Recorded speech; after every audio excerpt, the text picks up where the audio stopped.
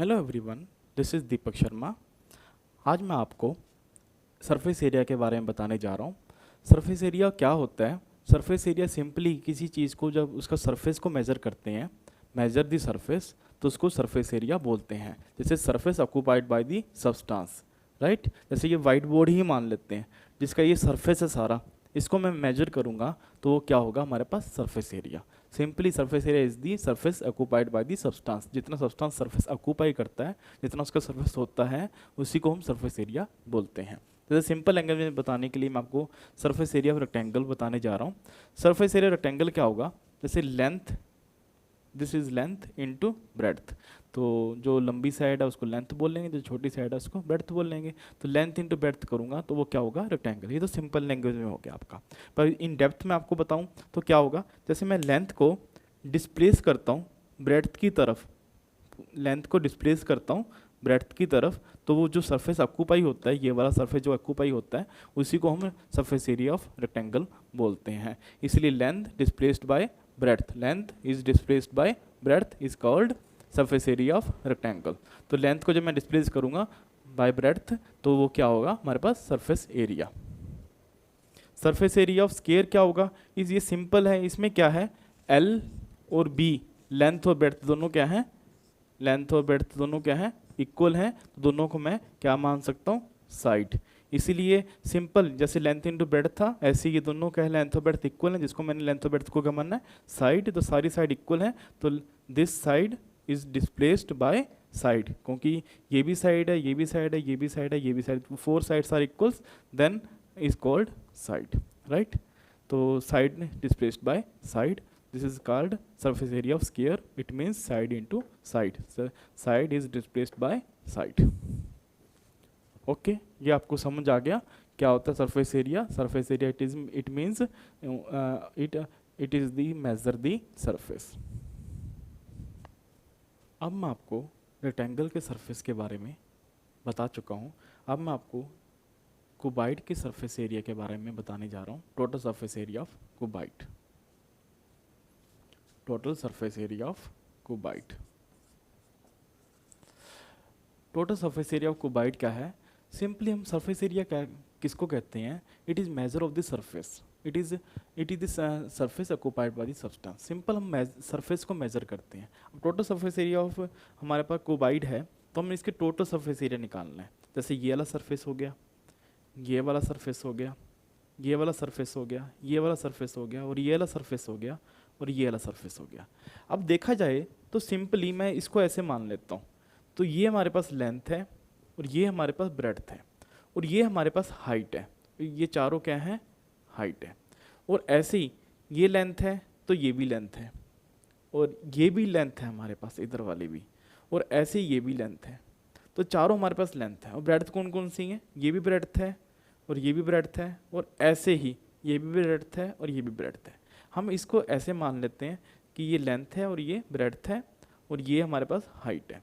तो हमने इसका मान लो, पहले हमने इस सरफेस का एरिया निकालना है, नीचे वाले सरफेस का एरिया। तो लेंथ इंटू ब्रेड्थ, ये lower side of the surface हो गया, राइट।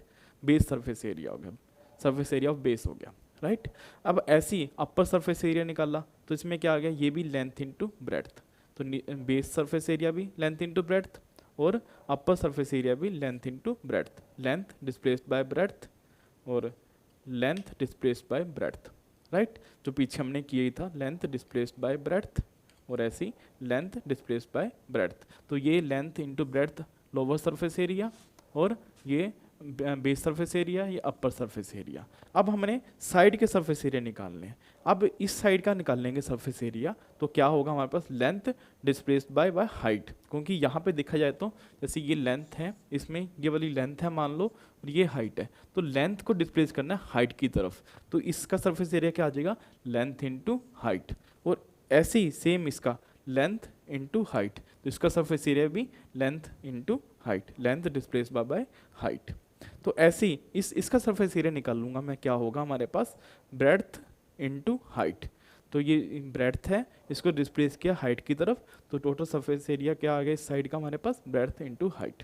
तो ऐसे ही इसका सरफेस एरिया क्या आ गया हमारे पास? Breadth into height. तो दोनों हमारे पास ये भी ऑपोजिट साइड के सरफेस एरिया क्या हो गए, ब्रेड्थ इंटू हाइट, इसका सरफेस एरिया और इसका सरफेस एरिया। तो हमारे पास लेंथ इंटू ब्रेड्थ भी 2 हैं, लेंथ इंटू हाइट भी 2 हैं और ब्रेड्थ इंटू हाइट भी 2 हैं। तो दोनों मैंने 2 ले लिया आपके पास, इसमें से मैं 2 कॉमन निकाल सकता हूँ। तो ये बन जाएगा हमारे पास 2 into L B plus L H plus B H, right. तो ये हमारे पास total surface area of cuboid आ गया। अब देखा जाए तो total surface area of cuboid तो आपको अच्छी तरह समझ आ चुका है ना। अब क्यूब में क्या है, जो लेंथ है, ब्रेड्थ है और हाइट है, तीनों ही इक्वल हैं। तो तीनों को मैं क्या मान लेता हूँ, साइड, राइट।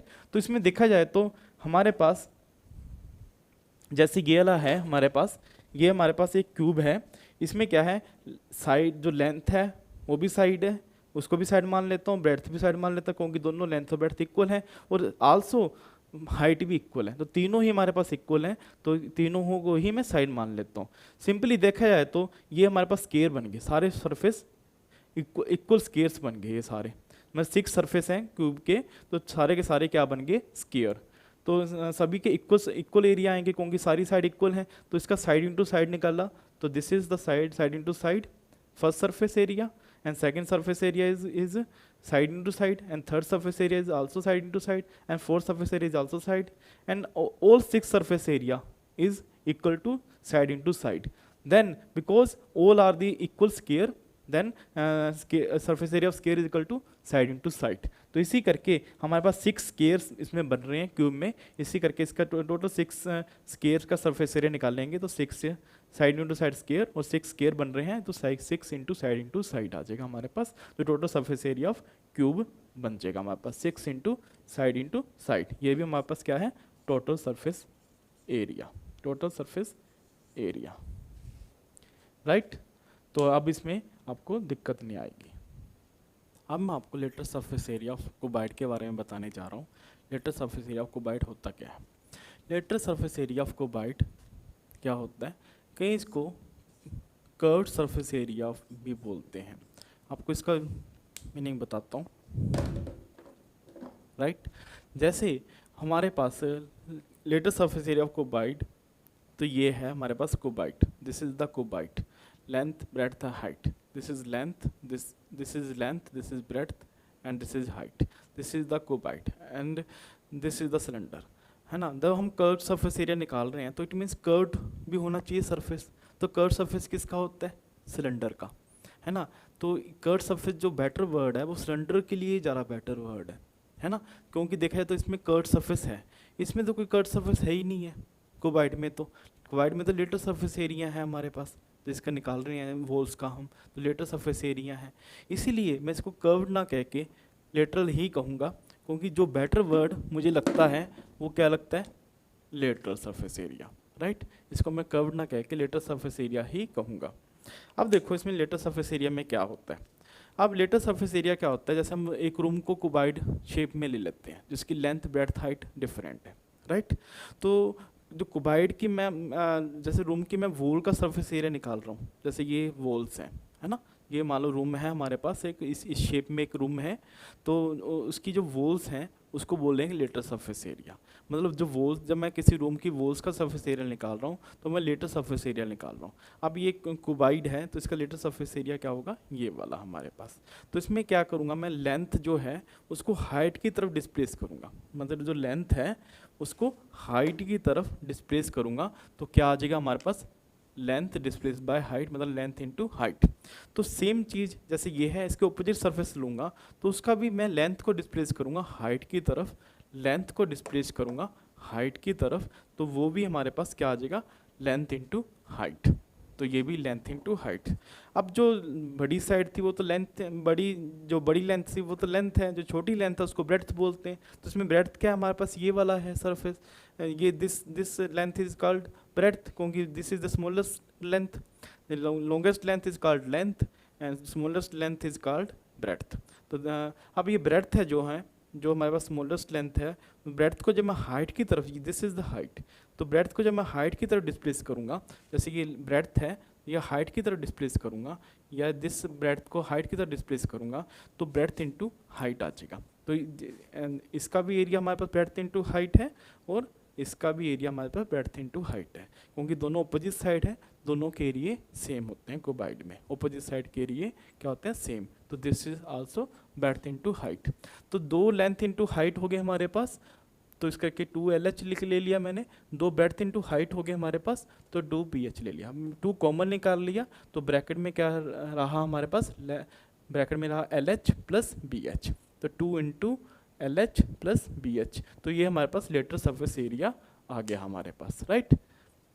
अब हमारे पास क्या है, ये है हमारे पास